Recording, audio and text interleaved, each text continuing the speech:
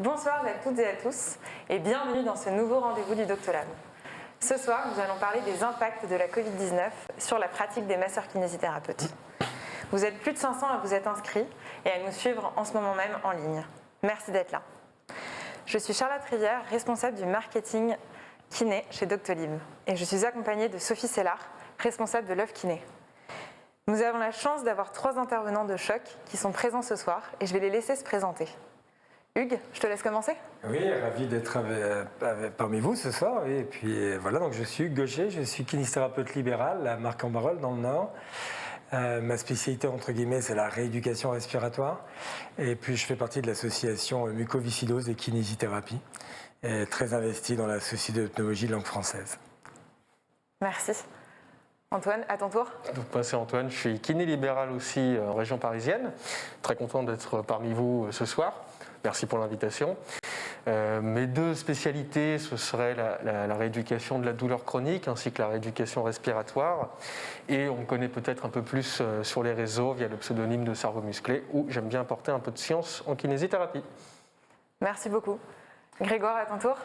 Moi, je suis Grégoire Gibaud, je suis kiné, thérapeute manuel, enseignant en thérapie manuelle. Je suis auteur, conférencier, créateur de contenu sur les réseaux sociaux. Il y en a pour un moment, Antoine, je suis désolé.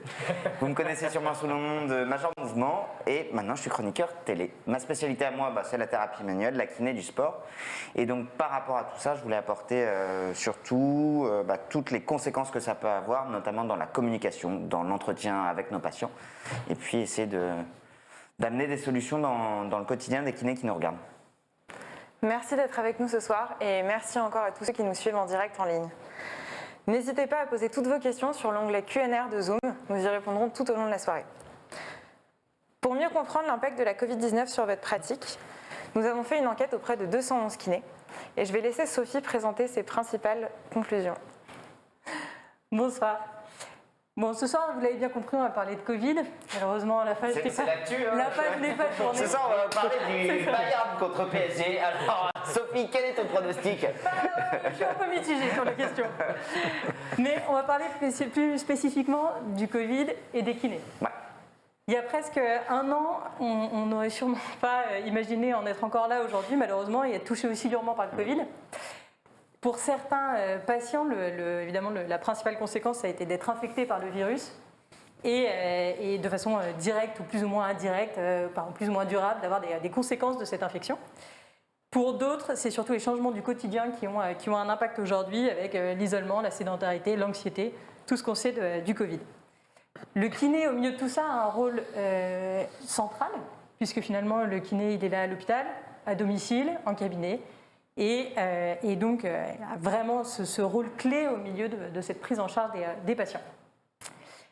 Pour commencer, je vais m'appuyer un peu notamment sur ce qu'a pu nous apporter Antoine, sur le résultat d'une publication scientifique qui dit qu'aujourd'hui 20% des personnes infectées par le virus souffrent encore de symptômes physiques durables au bout de 5 semaines plus tard. Et si je ne dis pas de bêtises, je crois que c'est encore 10% des personnes infectées par le virus qui ont des symptômes au bout de 3 mois. Du coup, pour commencer, Hugues, je me tourne vers toi. Quand on parle de Covid long, de quoi parle-t-on? De qui parle-t-on? Et quels sont les symptômes? Question vaste. Mais... Oui, effectivement, c'est une question pas si simple parce que les Covid long, on en entend parler depuis peu, finalement, parce que ce sont des patients qu'on a découverts à distance de mars l'année dernière, cette sidération qu'on a vécue tous et qu'on a vu arriver dans nos cabinets. Moi, j'ai vu les premiers arriver au mois de décembre. Et puis ça s'est enchaîné un petit peu plus par la communication, parce que finalement, ils se sont regroupés en associations. Et puis, peu de centres de référence ont pu les guider. Enfin, c'est ce que j'ai vécu moi personnellement dans le Nord.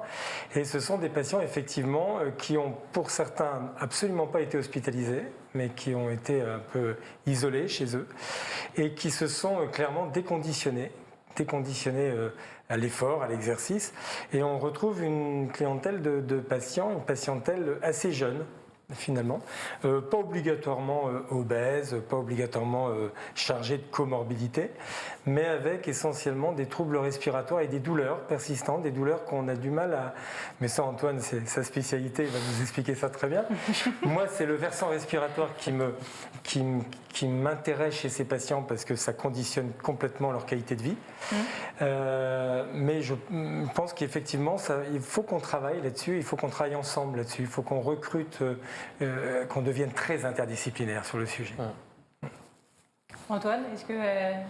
Après, ouais, le Covid long, on pourrait en parler toute la soirée. Hein. Je ne pense pas que ce soit le but. C'est encore une pathologie qui est très complexe et dont on ne connaît pas grand-chose. Hein. L'étiologie, donc l'origine même des différents symptômes qui existent, hein, que ce soit la fatigue, le syndrome d'hyperventilation, les douleurs, etc., sont un peu troubles, un peu dans le brouillard.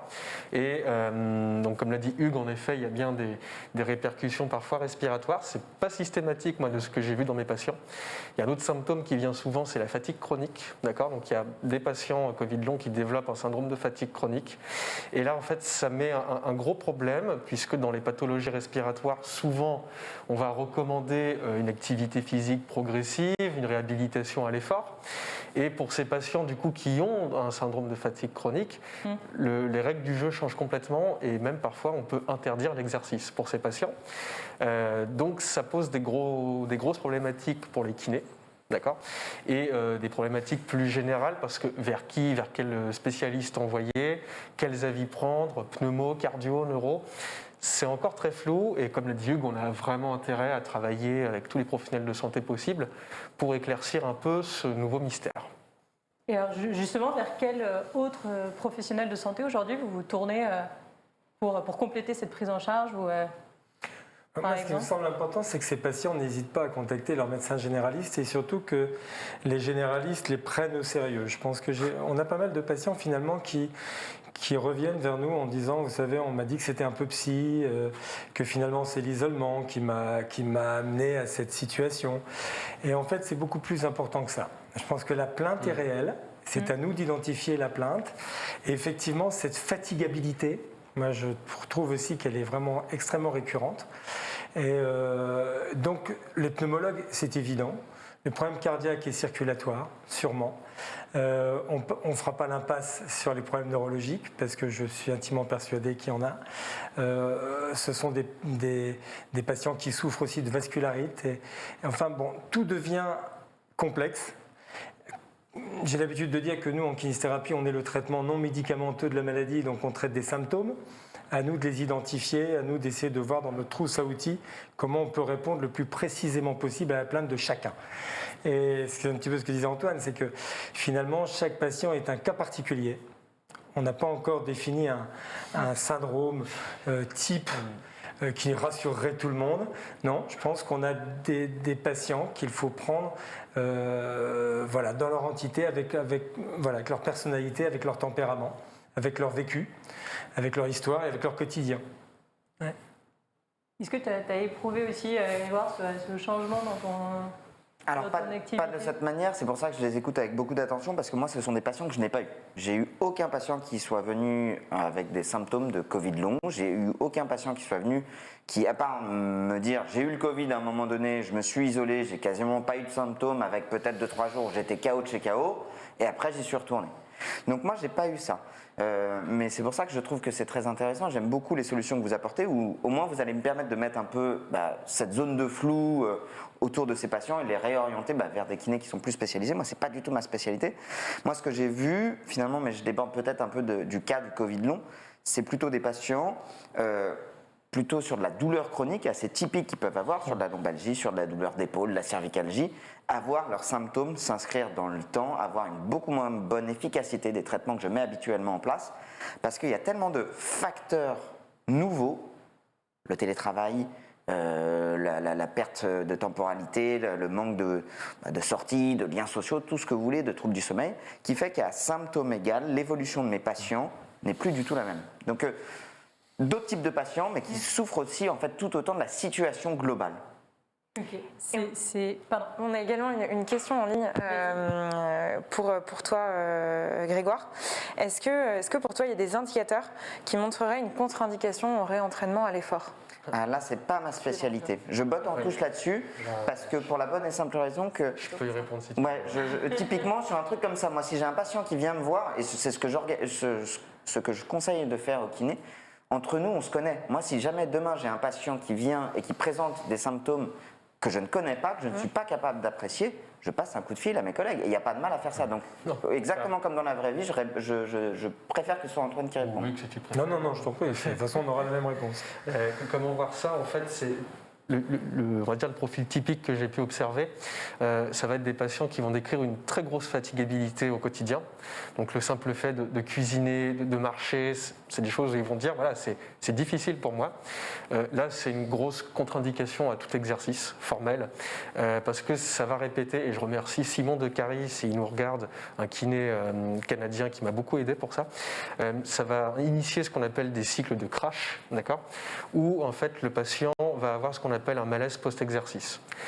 Pour faire très simple, il va être KO pendant 24-48 heures. Mais KO, c'est-à-dire au lit, pas de lumière, pas de son, il est vraiment quoi. en PLS, complète. Il peut rien faire. Il peut rien faire du tout. C'est la cuite du siècle. Et là, clairement, c'est un gros non pour l'exercice. Ce qui nous reste, nous, en tant que kiné, c'est ce qu'on appelle du pacing, d'accord ? Donc de rythmer ces journées, c'est-à-dire on va essayer de découper chaque activité. Par exemple, s'il doit cuisiner, on va lui dire faites-le assis éventuellement. S'il a un trajet à faire pour faire ses courses, on va lui dire idéalement, il faudrait faire une pause, par exemple, à mi-parcours, etc. Là, c'est quelque chose de très difficile parce que c'est quelque chose, en tout cas, qu'en libéral, on n'a pas l'habitude de faire, que je n'ai pas l'habitude de faire. Donc, c'est vrai qu'on peut aussi, par exemple, travailler avec des ergothérapeutes et des professionnels comme ça, qui ont un peu plus l'habitude. Mais voilà, clairement, ce type de patient, si on voit qu'à l'exercice, ça devient pénible pour lui, c'est un grand stop. Merci. Donc ce type de patient, de toute façon, s'il vient dans ton cabinet, il va te le dire, monsieur, je suis épuisé, quoi que je fasse. Oui, en général, il va te le dire, et toi, du coup, ça doit te faire drapeau ça fait, rouge dans la moi, tête. ça fait drapeau rouge direct. Voilà, mais ça ne veut pas dire de le renvoyer chez lui et de lui dire, je ne vais pas rien faire pour vous, mais de lui donner des conseils de pacing, etc., établir un suivi. Le risque au-delà du chaos que tu as décrit, ce serait quoi? Ce serait un problème cardiaque? Non. Non, le principal risque, c'est vraiment qu'il soit juste épuisé après ton exercice, et qu'en fait, en répétant ces cycles de crash, ils s'en sortent juste pas en fait. Et que ça perpétue cette fatigue, parce que la fatigue chronique, ça peut toucher notamment les mitochondries, qui sont les centrales nucléaires de notre corps, qui fournissent de l'énergie. Et en gros, en cas de syndrome de fatigue chronique, pour faire extrêmement vulgaire et très peu précis, elles ont du mal à fonctionner. Donc on va les mettre en surcharge et elles vont juste pas réussir à remonter la pente. Plus on va les surcharger, moins elles vont fonctionner. Un peu comme à l'époque, on avait tous Windows 95 qui plantait en permanence, c'est ça? Ah, c'est vrai. Hugues, t'as connu Windows 95, t'es encore dessus, non? Bien sûr, mais c'est. En C'est 58, exactement cette oui. idée. Windows 58, ouais, il plantait beaucoup. Non, mais ce qui est intéressant dans ce que tu disais, Guillaume, tout à l'heure, effectivement, j'ai ce type de patient qui, effectivement, cumule. Et on a l'impression effectivement d'avoir une surcharge de tous ces événements. Et on a même des patients Covid long qui étaient de très bons sportifs. C'est-à-dire des gens qui finalement du jour au lendemain n'ont plus eu accès aux salles de sport et l'environnement conditionne finalement leur dégradation. Et ça aussi c'est une notion qui est importante parce qu'aujourd'hui on n'est pas en mesure de leur reproposer quelque chose qui soit adapté à ce qu'ils ont déjà vécu.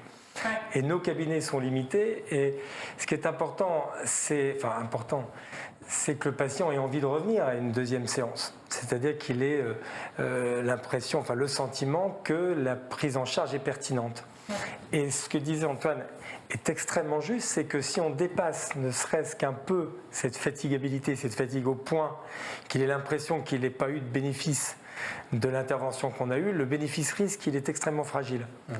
C'est pour ça que si on devait recommander quelque chose, je pense que c'est énormément de prudence, beaucoup d'écoute, beaucoup d'analyse, beaucoup de toucher. Je pense que c'est des gens qu'il faut qu'on retouche beaucoup de mobilisation. Alors là, Guillaume Antoine, t'es content sur l'idée de retoucher les patients? Ça te fait... Il est très très hands-off, fais gaffe, Hugues. Mais je pense que tu vois tout ce qui est effectivement thérapie manuelle, étirement, restauration de la mobilité. Vous avez bien fait d'inviter Hugues à côté d'Antoine. T'inquiète, j'en ai une bonne pour l'instant. Non, mais leur redonner du bien-être.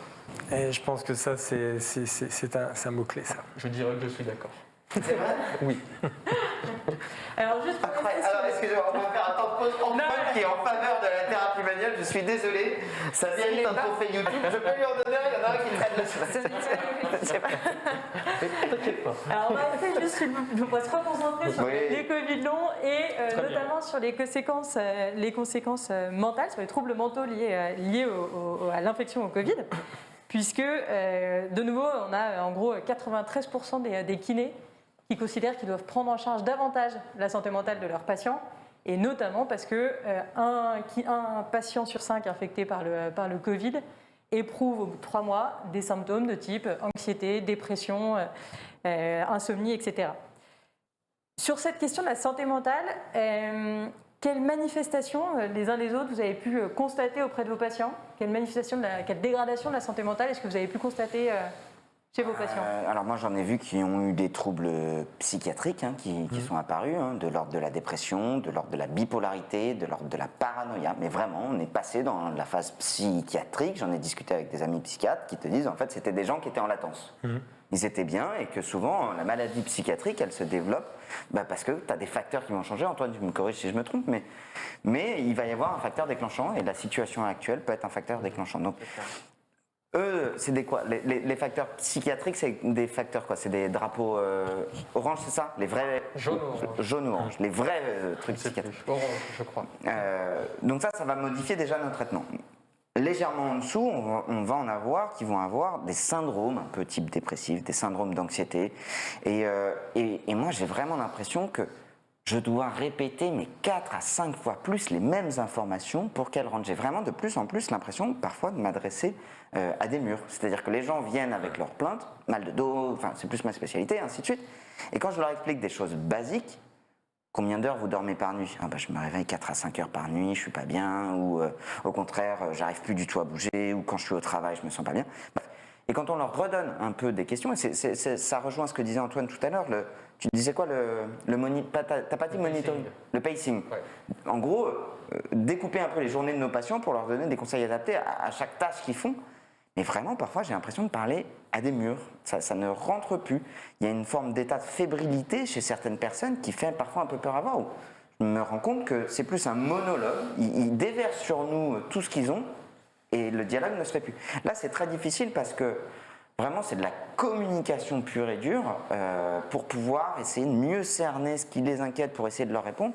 Et c'est délicat. Donc, je ne sais pas si on peut mettre une étiquette sur ce type de syndrome-là, mais on sent une vraie détresse, une vraie fébrilité, et chez des personnes qui normalement allaient bien, chez des jeunes, des étudiants, on en a tous entendu parler, c'est dramatique.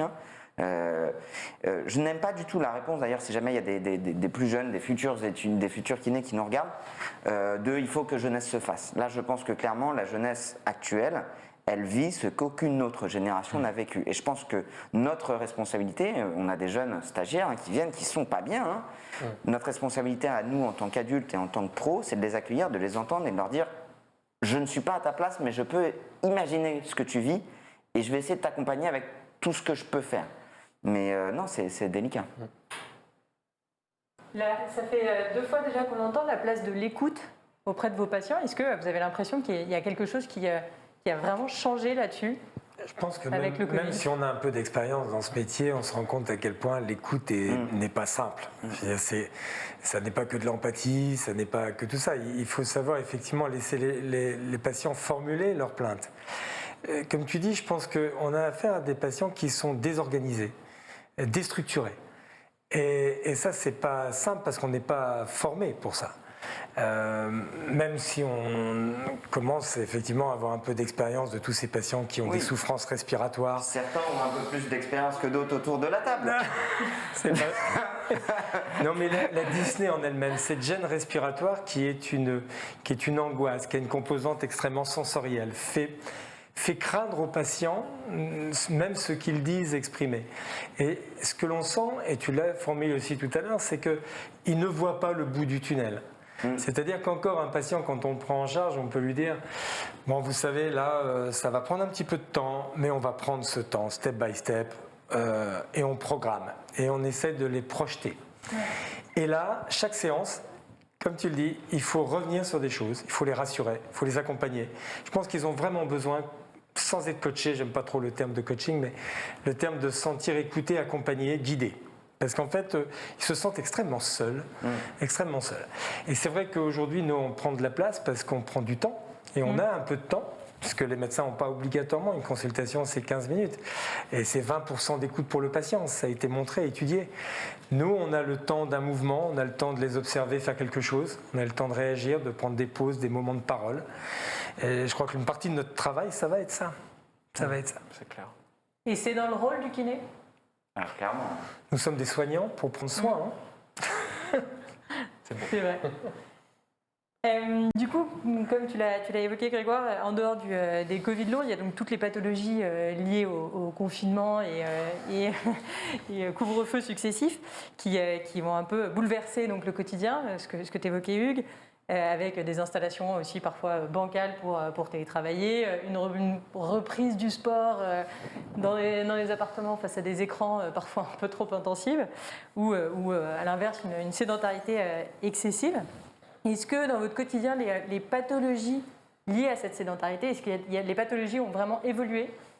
Est-ce que votre activité a été bouleversée ou pas? En fait, assez paradoxalement, pas tellement. Ouais, je trouve pas non plus. Je On entend trouve souvent pas. parler des lombalgies. Mais pas plus qu'avant, je Pas trouve. plus qu'avant. Je pense qu'en fait, les lombalgies ont évolué dans la représentation de ce qu'elles sont. C'est-à-dire que, au niveau des stats, je crois qu'on est passé peut-être de 80%. Enfin, j'ai plus le chiffre en tête, Antoine, tu me corriges, mais il n'y a pas eu d'augmentation vraiment plus importante de la lombalgie. Mais par contre, ce qui est sûr, c'est qu'aujourd'hui, les gens ont l'impression de pouvoir mettre une cause à leur lombalgie, qui serait une mauvaise adaptation du poste de travail.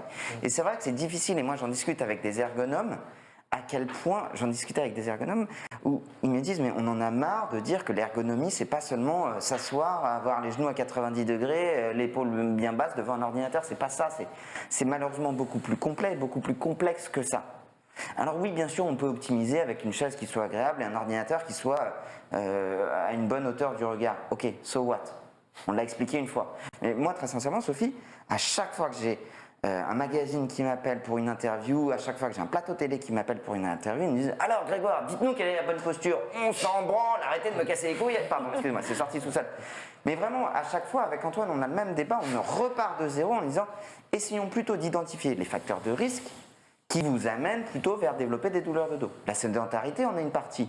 Le fait d'être, 8 heures par jour exactement dans la même position en fait une partie. Donc, comment est-ce qu'on fait pour amener du mouvement? Comment est-ce qu'on fait pour désensibiliser un peu les gens? Comment est-ce qu'on fait pour les rendre plus autonomes par rapport à ces facteurs de risque? Donc, la lombalgie en soi n'a pas particulièrement évolué, mais par contre, on est vraiment obligé de sortir les rames pour leur montrer que ce qu'ils avaient identifié comme étant le problème unique de la survenue de la douleur n'est pas ce qu'ils pensent.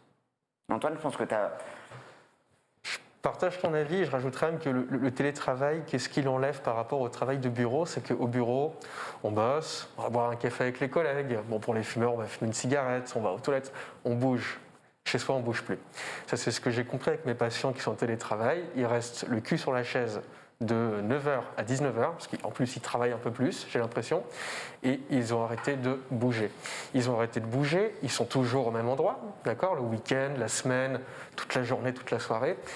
Donc je pense que non seulement d'un côté, on a augmenté les phases de sédentarité, et ça, forcément, c'est un impact négatif. On augmente tout ce qui est facteur anxiété, plus ou moins, comme tu l'as dit Greg, syndrome dépressif, etc., qui sont induits par ce... C'est comme rester dans une cage en permanence, en fait, en quelque sorte, pour eux. Et c'est pas avec ça, mais une cage avec les gens que t'aimes. On peut espérer aux gens qu'ils soient avec les gens qu'ils aiment, dans leur maison, avec leurs conjoints, conjointes, leurs enfants. Mais au bout d'un moment, t'as beau aimer les gens, t'as besoin d'un peu d'espace à toi, en fait. De changer. Pourquoi tu me regardes comme ça, Sophie? Je pense à mon mari à ce moment-là. J'espère qu'il ne me regarde pas, mais si jamais tu peux lui dire, tu sais, de temps en temps, c'est pas que j'ai pas envie d'être avec toi, c'est que j'ai envie d'être seul. Mais c'est vrai en plus. 23 heures par jour, c'est trop. Mais en soi, ouais, on a besoin de changer d'air, etc. Et le truc qui me marque assez depuis ma reprise au mois de juin dernier, les gens me disent, mais vous avez de la chance, vous voyez plein de gens différents, et en plus, vous pouvez venir au cabinet et ça vous change. Alors j'ai envie de leur dire, oui, mais vous savez, 12 heures par jour dans les mêmes locaux, au bout d'un moment aussi, c'est un peu pesant, mais dans l'idée, ils ont raison, et c'est bien révélateur de... c'est pas lié à leur posture, leurs soucis. Pas du tout, je ne pense vraiment pas. C'est plus lié au fait qu'il ne bouge plus du tout, mais plus du tout, et qu'il y a une atmosphère depuis 1 an qui est juste hyper angoissante. Covid, ça va s'arrêter, ça repart. Les vaccins, c'est bien, AstraZeneca nous fout le bordel. Les gens ne savent plus où donner de la tête. Les gens sont un peu abattus, les gens en ont ras-le-bol. Globalement ras-le-bol. Nous, je pense qu'en tant que professionnels, on a aussi un peu marre. Et là où on avait des exutoires aussi pour nous, je vais parler pour les professionnels de santé, toute la journée, entendre les mêmes discours, les mêmes plaintes, etc., pour nous aussi, ça devient lourd. Et je pense que quelque part, notre capacité d'écoute et de conseil par rapport à ça, même si on ne s'en rend pas forcément compte, peut prendre un coup. On est peut-être plus fatigué, on est peut-être moins réceptif, on est peut-être moins alerte, moins créatif. Et parce que, comme tout le monde, on subit cette situation. Donc, plus que la posture, comme l'a dit Greg, on s'encarre, je ne vais pas dire le mot grossier, n'est-ce pas? On s'encarre le flanc. Oups. Non mais cela dit, moi ça me fait du bien ce que tu dis parce que c'est vrai que moi je me suis vu, je me suis même entendu ne pas répondre correctement à des plaintes de patients. Fatigué, crevé, plein le cul, et d'avoir un patient qui dit « mais j'ai l'impression que vous m'écoutez pas là, machin », je dis « mais si je vous écoute, il est pas bon ce mais si je vous écoute », parce que même toi tu crois pas. Non mais tu vois, il est pas bon, mais je me suis entendu la voix, parce que on en a marre aussi. Donc tu te foires là-dessus. Tu t'excuses, écoutez, je suis désolé, moi aussi je suis fatigué, c'est pas contre vous, et ainsi de suite. Tu rattrapes comme tu peux, mais pour le patient, c'est pas cool. Tu te dis, ce patient, je l'ai foiré. Et quels sont vos conseils alors pour tous les kinés qui nous regardent ce soir, pour du coup arriver à reprendre un peu sur soi et à se remettre dans une bonne posture d'écoute? Comment vous faites? Qu'est-ce que vous avez trouvé chacun comme exutoire? Il faut faire du sport, c'est évident. Et c'est déjà compliqué en ce moment. Mais voilà, je crois qu'il faut se recentrer sur notre vocation et sur une réorganisation de nos soins en fonction de cette période qui est extrêmement compliquée. Nous sommes, les kinésithérapeutes, des gens d'adaptation. Je veux dire, l'évolution de l'enfant, elle se fait comme ça aussi en fonction de son environnement. Et nous, on est en première ligne aujourd'hui. Moi, je trouve ça extrêmement passionnant, finalement. Et moi, j'aime bien me sentir faible. J'aime bien me sentir me remettre en question, ne pas me sentir fort face à des situations complexes. Ce matin, j'avais une patiente qui était en train de dévider son sac face à un autre insuffisant respiratoire qui était sur un vélo. Et à un moment donné, je lui ai dit, madame, s'il vous plaît, arrêtez. Normalement, moi, je ne lui parle pas quand il est sur le vélo parce qu'il ne peut pas parler. Alors, parlez-moi. Venez, on va prendre un café, on va se parler. Elle me dit oui parce que j'ai vraiment besoin de parler. Et voilà, donc c'est-à-dire qu'il faut créer une atmosphère dans nos cabinets, il faut créer un refuge. Enfin, je sais pas, il y a plein d'idées. Moi, j'ai confiance dans nos confrères. Je sais qu'ils sont plein d'initiatives et puis j'ai confiance aussi dans notre jeunesse. Mais là, je te rejoins. Je pense que nos étudiants, effectivement, il faut qu'on les accompagne. Ouais. Et puis, il faut qu'on travaille la formation et il faut qu'on travaille l'interdisciplinarité avec les médecins parce que je trouve qu'en ce moment, ce qui me manque le plus, c'est de communiquer avec eux. J'ai l'impression qu'on est un peu seul. J'aimerais avoir des retours de l'hôpital. J'aimerais que, par exemple, quand un patient sort de l'hôpital, eh bien, il y a eu un peu une concertation sur la façon dont on va programmer son retour à la maison, comment on va l'accompagner. Alors, on le fait avec des patients quand ils ont la mucoviscidose, qu'ils ont été vus en consultation. On le fait en post-opératoire de chirurgie. Et maintenant, tout ça, c'est complètement désorganisé. C'est-à-dire que chacun travaille dans son coin.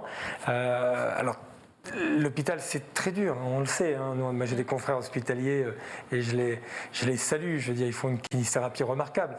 Ils n'ont pas obligatoirement le temps de nous appeler. Les patients, on ne sait pas s'ils vont aller dans des centres de rééducation. Certains y vont, d'autres n'y vont pas. Donc voilà, oui, situation compliquée. Mais on va s'en sortir. Il faut, on n'a pas le choix. Et puis on va apprendre de ce qui arrive. Je pense que comme bon exutoire, et ça c'est un film que j'adore citer qui s'appelle Dr Patch avec Robin Williams, un film extraordinaire qui est fondé sur une histoire vraie, où c'est un médecin en gros qui aimait faire le clown au sens propre du terme, avec des enfants en oncologie. Et je pense que si on arrive à apporter un peu, d'humour, de rire dans nos cabinets, de faire par exemple pour mes confrères consoeurs qui aiment bien faire des exercices, d'apporter des choses un peu plus funky, plutôt que des squats, des trucs, je sais pas, oser danser, oser faire des choses un peu farfelues, les patients adorent ça. Mais si on arrive à apporter ne serait-ce qu'une demi-heure demi-heure, même 10 minutes, allez, 10 minutes de bon temps aux gens, eh bien, c'est 10 minutes pendant lesquelles eux s'échappent et pendant lesquelles nous nous échappons aussi. Donc je pense que l'humour, l'autodérision face à nos patients reste un très bon exutoire, patient et praticien. Donc après tout, dans guérir, il y a bien le mourir. C'est hyper facile comme raccourci, mais moi j'aime bien. Tu fais quoi ce soir? Ça te dirait qu'on aille prendre un verre tous les deux? Et voilà, le guérir, le rire gai, je pense que ça fait partie, et même en dehors de cette période, du processus de soins. Aujourd'hui plus que jamais, donc voilà, n'hésitons pas à faire des trucs un peu farfelus, un peu loufoques. En général, les gens l'acceptent beaucoup et sont très contents de ces séances-là. D'accord, avec toi, tout à fait d'accord. Voilà, Dr Patch, super film, à voir de toute urgence. La reco du soir, c'est regarder Dr Patch. Mais vraiment. Et puis en cette période-là, franchement, ça fait chaud au cœur de voir des films comme ça. Ok, on va aborder un autre volet qui est la partie formation. Donc aujourd'hui, on a d'un côté des kinés qui nous disent oui, je vois que finalement ma profession a un peu changé à travers différentes facettes du spectre. Et en même temps, seul un tiers des kinés ont fait l'effort de se former seulement. Est-ce que vous vous êtes formé et par quel biais? Moi, je me forme chaque année. Principalement, soit en ce moment vachement par du e-learning. Je crois que 95% de ma formation vient d'une page Instagram qui s'appelle Cerveau Musclé. Là, je pompe quasiment toutes mes connaissances. Je ne sais pas ce que tu y trouves. Non, ta question, elle est plus profonde que ça. En fait, moi, la question, c'est que si je regarde aujourd'hui l'écosystème des kinés autour desquels je gravite, ils se forment tous plusieurs fois par an. Et ceux que je vois en formation, parce que je suis formateur, se forment tous plusieurs fois par an. La vraie question qu'on doit se poser aujourd'hui, c'est est-ce que, et j'imagine que c'est pareil pour vous, comment est-ce qu'on fait pour aller chercher les 2 tiers restants? Moi, c'est ça ma vraie question. Aujourd'hui, je croise des kinés qui on fait de la thérapie manuelle, on fait du McKenzie, on fait de la clinique du coureur, on fait de la rééducation respiratoire, on fait de l'entretien motivationnel, bref, ont un CV qui est impressionnant et qui ont une vraie plus-value, une vraie valeur ajoutée. Et je me dis, mais comment est-ce qu'on peut avoir d'un côté des professionnels de santé qui soient aussi formés, alors forcément, qui ont un avis nuancé, qui évoluent dans leur pratique, et d'autres qui ne se sont pas formés depuis 10 ans, depuis 15 ans. Quand ils mettent les pieds dans une formation, on se rend compte du niveau qu'ils ont et parfois ça peut faire peur, quoi. Donc moi, la question que je me pose est fondamentalement, et je crois que c'est une de mes convictions profondes, qui est la raison pour laquelle je prends autant de plaisir à vulgariser la kiné, c'est que je me dis, si jamais j'arrive à donner envie à ces 2 tiers de gens qui ne se forment pas, juste de dire, ah putain, en fait, une tendinite, je peux lui faire du renfort. Ah putain, une lombalgie, en fait, le massage, c'est peut-être pas l'outil de choix. C'est bizarre que Major Mouvement, il ait fait plus de 1200 publications et à aucun moment il ait mis des électrodes. Et de mettre une graine.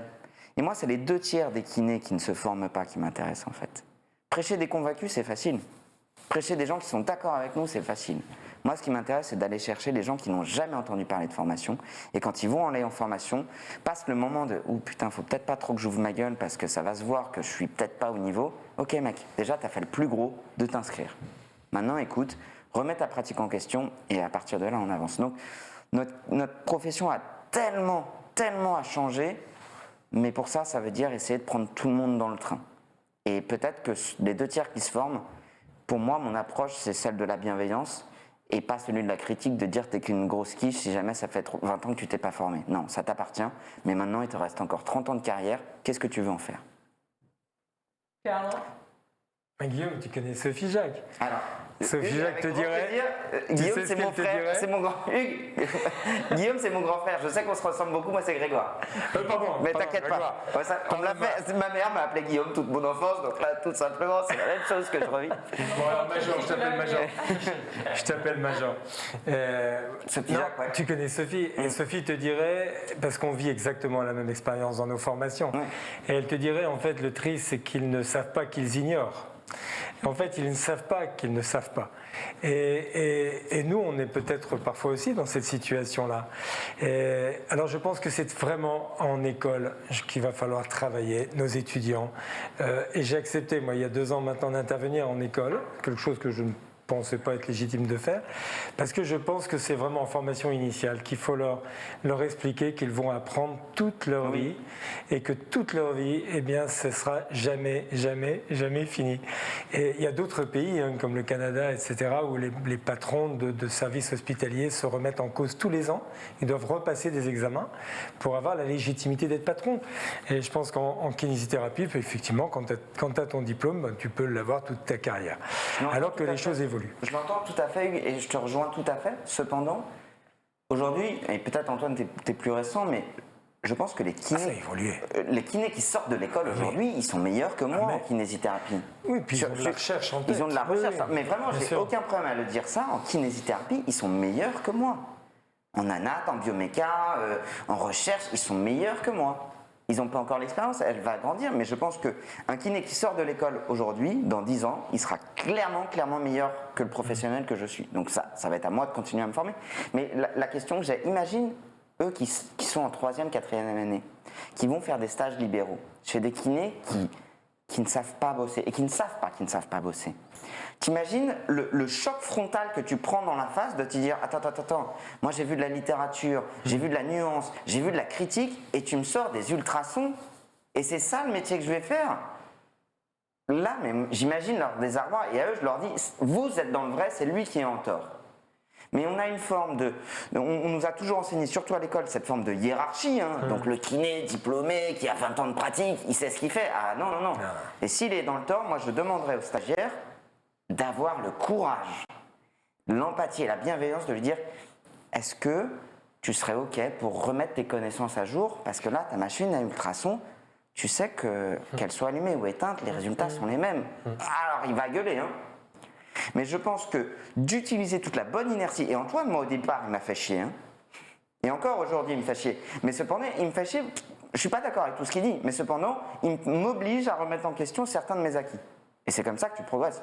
Et finalement, je demande aujourd'hui aux kinés qui ont 20 ans de pratique de ne pas considérer ceux qui sont plus jeunes comme à ne pas avoir d'expérience. Ils ont une autre expérience dont on a absolument besoin pour se remettre en question. Donc, encore une fois, moi, ce qui m'intéresse, c'est ces 2 tiers qui ne se forment pas. C'est ces 2 tiers qui sont sur le train, sur le quai de gare en train de voir le train de la kinésithérapie en train de partir, quoi. On est... Moi, je veux juste proposer un exercice aux kinésithérapeutes qui nous regardent ce soir. Quand on voit nos patients, souvent, on va leur demander de faire des petits exercices à la maison. Et souvent, les patients vont nous dire « bon, j'ai pas eu le temps, machin, on va voir avec eux comment on peut ménager ce temps, etc. » Moi, je dirais ça aux kinésithérapeutes qui me disent, parce qu'il y en a beaucoup, « j'ai pas le temps de lire la littérature. » Eh bien, on va faire comme nos patients. On va essayer de se trouver 20 minutes, une demi-heure par semaine, pas plus, pour prendre un petit temps et lire ne serait-ce au moins déjà qu'un abstract ou un seul article. Même un article par mois, c'est déjà énormissime. Donc voilà, mon petit exercice de la soirée pour mes confrères et consoeurs kinés, ce serait d'essayer de faire ça. Je ne dis pas que la science, c'est le truc qui doit faire nos traitements, etc. Je dis que c'est bien de s'ouvrir à ces nouvelles choses et de voir que les choses évoluent énormément. Que ce soit, voilà, tout à fait, que ce soit au niveau des compréhensions de la douleur, même respiratoire, le Covid long, hein, si on en parle ce soir, ça évolue énormément forcément en ce moment. Donc, si on arrive à faire comme nos patients ce petit exercice, je pense qu'on aura beaucoup à gagner. Moi, je ne me suis jamais formé, j'ai jamais fait de formation, aucune, parce que... C'est le moment où tu dis qu'en même temps... Non, mais non, j'aurais pu, Sophie. tu vas me vexer, Sophie. Non, j'aurais pu, mais en réalité, moi, tu sais, c'est au même titre. Parfois, des gens me disent, t'as pas un livre à me conseiller. Ben, en fait, en réalité, j'ai pas un livre à te conseiller. J'ai des milliers de livres à te conseiller. Il y en a pas un qui va te dire, voilà, ça c'est le livre de la kinésithérapie, pas même le mien, et tu l'appliques et tu vas avoir des résultats. Ça marche pas comme ça. C'est tellement plus complexe, passionnant, qu'à un moment donné, ça veut dire, je m'y file. J'accepte que parfois une étude ne me prouve rien, j'accepte de lire une étude qui ne me parle pas du tout, mais finalement si tout au long de tes semaines et de ta vie tu vas lire, tu vas apprendre à comprendre ce sens de la nuance et du coup de comprendre que ce qu'on nous apprend dans notre métier ce sont des outils et de proposer le bon outil au bon patient au bon moment. Et c'est ce qui fait la richesse de notre métier. Et faire toujours le même outil pour le même patient, ça n'a aucun intérêt. Et puis tu sais, je crois que les patients, ils font le tri aussi. Hein, ouais. Parce que les patients n'iront plus. Les patients aussi ont besoin maintenant d'avoir des résultats. Donc je crois que le challenge, il est clair. On ne peut pas se laisser dépasser par ce qui se passe. Enfin, et par la non-formation, bien sûr. Et moi, je conseille aussi de se former, et si on fait de la formation en rééducation respiratoire, eh bien qu'on voit plusieurs formations, qu'on ne se limite pas à un seul intervenant ou à un seul leader prétendu d'un sujet, mais au contraire se constituer son avis critique, son esprit critique sur ce qu'on lit, sur ce qu'on voit. Il y a des congrès, il y a des associations de patients qui organisent des choses. La démarche, elle est extraordinaire aujourd'hui. Moi, je ne connaissais pas, je découvre Instagram depuis ces derniers mois, poussé par toutes mes jeunes, tous mes jeunes, et je trouve ça extraordinaire parce que je pense que ça va être un moyen, effectivement, de passer un cap et de diffuser le maximum d'informations. Capter les gens, c'est difficile. Ce sont des gens qui zappent aussi, ils ont leur vie, alors maintenant ils ont leur vie de famille, ils ont autre chose. Quand tu rentres à 20h30 et que tu as absorbé tous tes patients, c'est quelque chose le soir de se Mais refoutre. on a le devoir de continuer à bien soigner. C'est une question qui a été posée par un participant en ligne.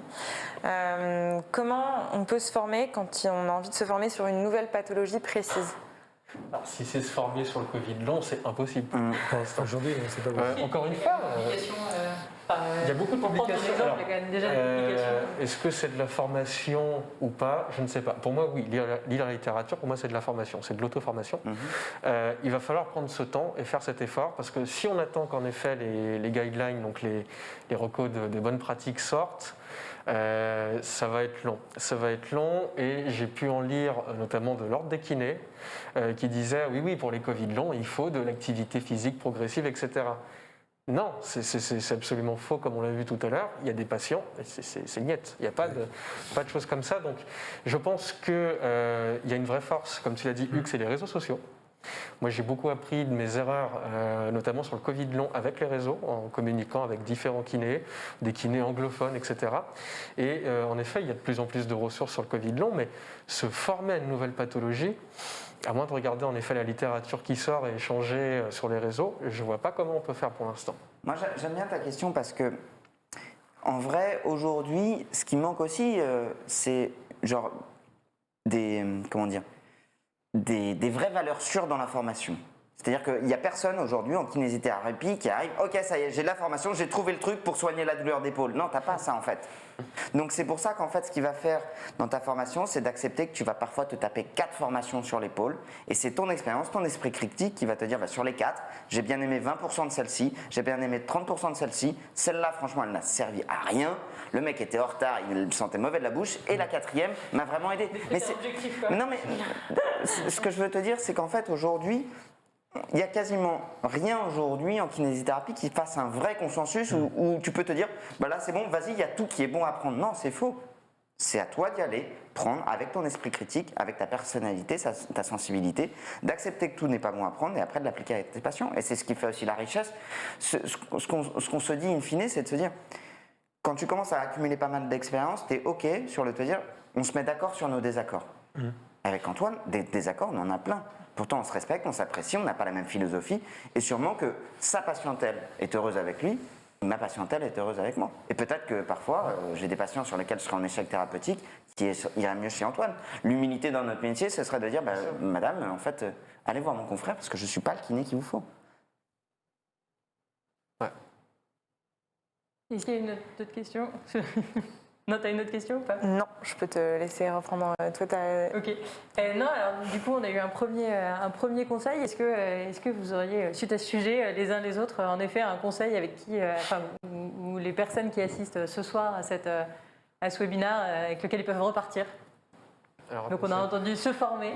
Oui. Formez-vous. Lire. Comme les exercices. Ce qui me permet d'ailleurs de dire qu'on va Doctolib lance bientôt une newsletter pour les kinés qui sera vraiment dédiée à finalement vous partager des sujets qui sont les vôtres, pas les nôtres du tout, mais plutôt à trouver un moyen pour les kinés de se former, c'est peut-être très prétentieux, mais en tout cas de se former au long cours un peu chaque mois. Moi j'ai un conseil qui est bateau. Faites les exercices avec vos patients et quand vous les faites avec eux, essayez de leur ressentir ce qui se passe chez vous, dans votre corps. Moi, je donne une formation qui s'appelle formation sans exo et je suis toujours surpris de voir que certains kinés ne savent pas faire de squat, ne savent pas faire de soulevé de terre, pensent qu'un burpees c'est dangereux. Alors qu'on en parle, hein, Hugues. Hugues, 100% d'accord avec il toi. fait faire des burpees à des patients qui ont de la muco. Hein. Bien sûr. Donc, Bien sûr. moi, je dis, le sport, ça fait du bien, mais un kiné qui propose du sport, bah ouais, il a peut-être intérêt à au moins savoir le décrire, savoir quelles sont les sensations, que ça pique un peu, mais que c'est pas parce que ça pique que c'est mauvais. C'est la même chose pour le lavage de nez, c'est la même chose pour, Oui. pour la kiné respiratoire, c'est la même chose pour un aérosol. T'as pas fait des aspirations nasales sur toi. Voilà, bien sûr, mais si, bien évidemment que si, mais je pense qu'effectivement, il faut avoir ce ressenti, oui, clairement. Ouais, je trouve ça très malin, c'est un très bon conseil. Je comprends pourquoi vous avez autant de monde sur vous, qui vous suit, parce que vous savez donner des 12 heures conseils. de hands-off et faire tous les exos avec tes patients. Ouais. Vas-y, répète. 12 heures de travail Ouais. en hands-off. Fais les exos avec tous tes patients. C'est un challenge, Grégoire. C'est C'est un pas une challenge. question. Je C'est me un pose challenge. vraiment la question de savoir si j'en ai envie. Je pense que ça pourrait être hyper intéressant. Je sais pas si j'en suis capable. Essaye. Essaye. Mais c'est quoi? C'est très physique, tu veux dire? C'est-à-dire que quand tu dis faire tous les Tout ce exos, que tu c'est-à-dire... proposes à tes patients, tu le fais avec eux toute la journée. Oui, mais attends, mais moi, mes patients, parfois, je leur fais travailler 12 à 20 reps sur leur charge max au deadlift. Tu veux que je le fasse avec eux? Je vais me soulever 8 tonnes dans la journée. Bah, ouais. Tu fais ça pour que je décède, pour le coup. Non, une séance complète. Ah, moi, j'ai des patients crossfitters, je peux te dire que déjà, j'arrive pas à porter ce qu'ils portent, mais... Mais dans l'idée de faire forcément les exos avec ses patients, c'est pas évident. Surtout quand Non. tu fais toute la journée. J'ai Mais pas dit faire... D'accord, juste ressentir. Oui, oui, Le oui, ressenti. oui. C'est-à-dire Excuse-moi, que... j'avais pas Oui, compris. pas tout faire avec eux, excuse-moi, j'ai pas C'est moi expliqué. qui n'ai pas compris. Non, mais je sais. Mais c'est une séance type, tu la fais avec eux et tu décris et tu essaies de ressentir sur toi ce que ça fait Oui, d'accord. de faire 40 squats avec 20 kilos sur le dos, tu vois. Je suis d'accord, 100% d'accord avec toi. On se met d'accord sur nos désaccords. C'est bien. On a une autre question qui est arrivée sur le télésoin. Qu'est-ce que vous pensez du télésoin qui a été davantage utilisé avec la pandémie? Alors, je sais que tu avais Alors moi, j'ai eu la chance, l'opportunité de le mettre en place assez vite. Je ne m'attendais absolument pas à un jour faire ce genre de choses.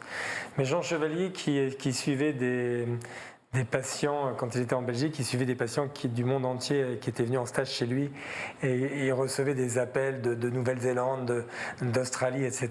Et il drainait ses patients par téléphone. Et quand il me racontait ça, je me disais, mais c'est pas possible, Jean, c'est pas possible. Et maintenant que je le fais aujourd'hui, je me dis, donc c'est possible. Alors, c'est possible et c'est magnifique parce qu'on a un temps extrêmement privilégié avec ce patient. On est en face à face. On est en face à face pendant une demi-heure, parfois un petit peu plus. Et puis on a le temps d'optimiser ce temps privilégié et de repérer tous les indicateurs que le patient va t'envoyer. Donc tous ces stigmates, son regard, la sécheresse de ses lèvres, sa couleur, sa posture, la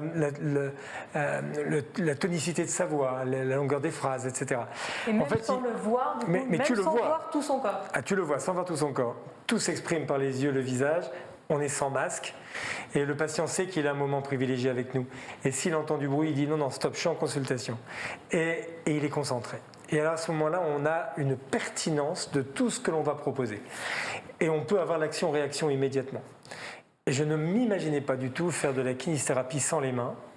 Et pour autant, la kinésithérapie, surtout respiratoire, Antoine te le dira, c'est une kinésithérapie de l'oreille. Nous, on fait beaucoup de kiné respiratoire, ça se fait à l'oreille, ça se fait au bruit à la bouche, qui sont tout aussi intéressants et même aussi validés, je dirais même que l'auscultation. Tu vois.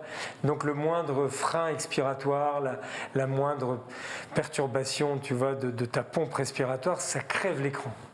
Et quand tu peux guider ton patient pendant toute cette période, finalement aujourd'hui, je continue à suivre des patients de toute la France, aussi bien de Strasbourg que du Sud, et j'ai pris des patients qui étaient en errance ou qui n'avaient pas de kiné proche de chez eux. Et grâce au réseau, grâce aux associations de malades, ils ont entendu parler de nous. Alors, je ne suis pas le seul à le faire, il y a toute l'équipe que tu connais et tous nos confrères qui se sont mis à disposition pour ça. J'y vois un outil d'avenir. Je ne pense pas qu'on va se transformer complètement là-dedans, mais quand on a un patient qui ne peut venir qu'une fois par semaine, j'ai des BPCO notamment qui ne peuvent pas se déplacer, qui viennent de loin, eh bien les accompagner, tu vas faire un rappel téléphonique ou un WhatsApp ou une plateforme pour pouvoir refaire un exercice avec eux. Tu vois, nous, on a fait des tutos, on leur a envoyé des tutos qu'on a fait nous-mêmes. On a mis en place un kit de petits matériels avec un ballon, un tapis, des élastiques. Et puis, ils se sont fournis ça chez les meilleurs. Et aujourd'hui, donc, on les a mis en mouvement. Tu vois, on les a mis en mouvement. Non, je suis... voilà. Non, je pense que c'est quelque chose qu'il faut utiliser. Je ne sais pas si tu en as l'expérience. Tu fais des téléconsultes ? Ouais, alors ouais, je l'ai pas mal utilisé au final. Et je me suis dit, bon, là, Greg, tu me connais, je vais faire des petites recherches dans la littérature. Est-ce que vraiment c'est bien que ça ? J'étais hyper surpris. C'est au moins aussi efficace que les soins en présentiel. Pour toutes les pathologies confondues, neurologiques, respiratoires, musculo-squelettiques, et je me suis dit, ah ouais, je n'aurais jamais pensé. Je remercie d'ailleurs l'étudiante que j'ai en direction de mémoire pour avoir balancé tout ça. Et je n'aurais jamais pensé ça. Et en effet, j'ai eu quelques patients, ou des confrères ou des médecins m'avaient dit de venir me voir, qui habitaient loin du cabinet. Je leur ai dit, écoutez, pourquoi pas, on peut faire une première séance présentielle. De toute façon, je crois que légalement, on est obligé avant une téléconsultation. Hein. Mais comme vous habitez loin, si vous voulez, on peut essayer une téléconsultation. De toute façon, avec moi, c'est sûr que je ne vais pas beaucoup vous toucher. Donc, franchement, c'est bénéfique pour tout le monde. Et j'ai eu des résultats tout à fait similaires à ce que je pourrais avoir en cabinet. Maintenant, je pense qu'en effet, comme l'a dit Hugues, on ne va pas se transformer en image télé. Parce que de toute façon, il y a des patients qui ont besoin de nous voir physiquement, des patients qui ont besoin d'être touchés, d'être rassurés, etc. Ça reste quand même l'essence du métier, hein, si je puis dire. Le toucher humain a des vertus propres, si je puis dire, et que même nous, on a besoin de voir. Ouais. Et même, en fait, je ne me verrais pas faire 12 heures de consultation à travers un écran. De toute façon, je pense que c'est même pas pour ça. Quelle que soit la spécialité médicale, etc., c'est pas jamais le cas. On fait 3 par jour, c'est bien déjà. C'est déjà beaucoup. C'est énormément de concentration, énormément d'efforts. Puis effectivement, je crois qu'on a quand même besoin, effectivement, de palper et de toucher. Ouais, clairement, ouais. Mais c'est vrai que par exemple pour des patients respi, donc j'en ai pas mal, pour eux c'est pas facile de venir au cabinet parce que ça les essouffle. Donc patient qui vient essoufflé, il a déjà puisé un peu de son capital énergie pour la séance. Moi, j'ai pas forcément le temps, surtout en ce moment, d'aller les voir à domicile. Et donc du coup, là, c'est une super opportunité. Je leur dis, écoutez, vous avez votre oxymètre, vous avez tout ça, on met le son bien fort, comme ça, moi, en effet, j'entends vos bruits respiratoires, on fait les exos ensemble, et ils sont ravis. Ils sont juste ravis parce qu'ils disent, c'est super, j'avance, je progresse, j'ai pas besoin forcément de venir vous voir au cabinet. Et c'est mignon, parce que leur objectif, du coup, c'est, je veux venir au cabinet et faire une séance normale, pour vous montrer que je suis pas essoufflé et que tout va bien. Donc je pense que c'est une belle opportunité. Tout à fait. Et puis tu sais, la kinésithérapie, finalement, en cabinet, c'est jamais le moment. Quand tu regardes, quand tu dois donner des rendez-vous à quelqu'un, c'est toujours oui, alors demain, ça va être. Alors voilà, et on s'organise. Tu vois, c'est très compliqué de donner un rendez-vous. Les gens en surcharge de travail. Et là, par contre, tu te rends disponible à des moments, tu vois, où ça peut coller. Et puis, je pense que c'est aussi une ouverture au plus grand nombre. C'est-à-dire aller ou proposer des soins à des patients qui sont en errance ou qui sont un peu seuls. Moi, je pense à certains patients qui sont en campagne avec des kinésithérapeutes à 15 ou 20 km de chez eux. Il y a encore en France aujourd'hui des patients qui souffrent de mucoviscidose ou des insuffisances respiratoires qui sont horriblement seuls dans leur coin. Et donc, ça, si ça peut leur apporter ça, oui, c'est un plus, quoi. Hein. J'ai une dernière question. On peut peut-être voir avec toi, Grégoire. Est-ce que voilà, je les prends la parole, je parle pendant 25 minutes. Chacun son tour. Je me tourne à ma gauche, du coup, Grégoire. Est-ce que tu as vu une reprise d'activité depuis la rentrée, donc depuis le mois de janvier, après le 2e confinement? Tu veux dire pour nous, les patients qui viennent en plus grand nombre? Oui. Ah oui, ma liste d'attente, c'est catastrophique. Au cabinet, on est 5, on a tous. Habituellement, on tourne à 3 à 4 semaines d'attente max. Là, on est à 3 mois d'attente. Et depuis combien de temps? Depuis septembre. Okay. Après, moi, c'est légèrement biaisé parce que pour être tout à fait franc, comme mon nom a un petit peu fuité.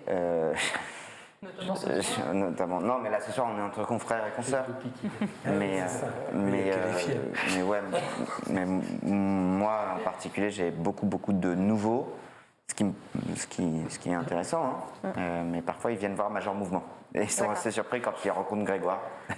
qui gueule parce que la machine à café marche pas. Guillaume, en l'occurrence, un jour on fera une séance avec mon frère, ça me fera bizarre. Non mais c'est drôle, on m'a appelé Guillaume toute ma vie. Et vous, vous avez constaté une reprise d'activité à la rentrée? Pas plus que, enfin, pareil que d'hab, enfin, c'est tout le temps sous l'eau, quoi. Ok. Ça n'a pas trop changé pour ça, ouais. Je crois qu'on a la chance effectivement d'être passionné de notre métier, donc on est par définition blindé. Et si on est nombreux dans nos cabinets, c'est parce qu'on veut justement pouvoir accueillir le plus grand nombre de patients. Sinon, on serait seul dans notre coin et on se limiterait à certaines horaires, donc à certains temps. Non, moi, c'est surtout les bébés que je vois arriver à nouveau, là, une nouvelle vague importante là, ces dernières semaines. Et puis, c'est vrai que les gens reviennent. Les gens reviennent, il y a eu un moment une sidération, mais je suis complètement d'accord avec toi. Depuis septembre, on n'a pas pris une journée de vacances. Et on travaille le week-end aussi, donc samedi et dimanche, c'est ouvert.